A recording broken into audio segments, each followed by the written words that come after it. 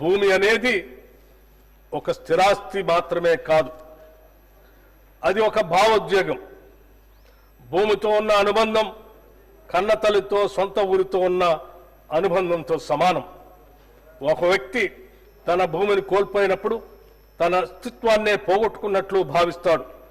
అటువంటి భావుకతతో ముడిపడి ఉన్న అంశంలో గత ప్రభుత్వ హయాంలో చేపట్టిన ధరణి ప్రాజెక్టులో చోటు చేసుకున్న అక్రమాల వల్ల సామాన్యులకు తీవ్రమైన వేదన మిగిలింది.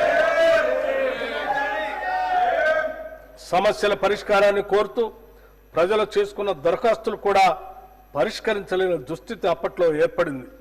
వీటి పరిష్కరణ వేగవంతం చేయడానికి జిల్లా కలెక్టర్లకు మాత్రమే ఉన్న పరిష్కరణ అధికారాన్ని తహసీల్దార్ ఆర్డీఓలకి బదిలీ చేస్తూ మార్గదర్శకాలని విడుదల చేశాం. తెలంగాణ ప్రభుత్వం ఒక చారిత్రాత్మక సంస్కరణగా భూభారతి చట్టాన్ని తీసుకువచ్చింది. ఈ చట్టంలోని నిబంధనలు పారదర్శకంగా, సమగ్రంగా, భూ వివాదాలకు తావు లేకుండా భూ యజమానుల హక్కులు పూర్తిగా పరిరక్షించడానికి రూపొందించబడ్డాయి.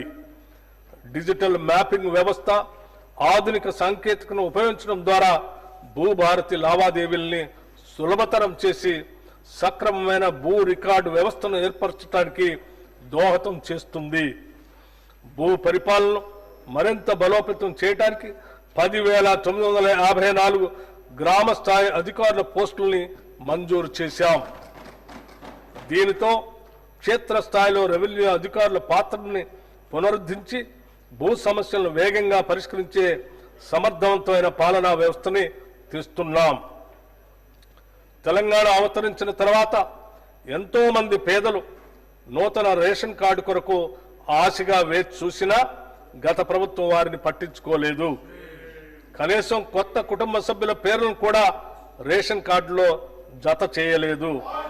ప్రజల ఆకాంక్షలను గుర్తించిన మేము అర్హులైన వారందరికీ రేషన్ కార్డులు ఇవ్వాలని, వారికి సన్నబియ్యం కూడా ఇవ్వాలని, నూతన రేషన్ కార్డులు జారీ మరియు అదనపు కుటుంబ సభ్యుల పేర్లను నమోదు చేసే ప్రక్రియ ఈ సంవత్సరం జనవరి 26 నుండి ప్రారంభించాం.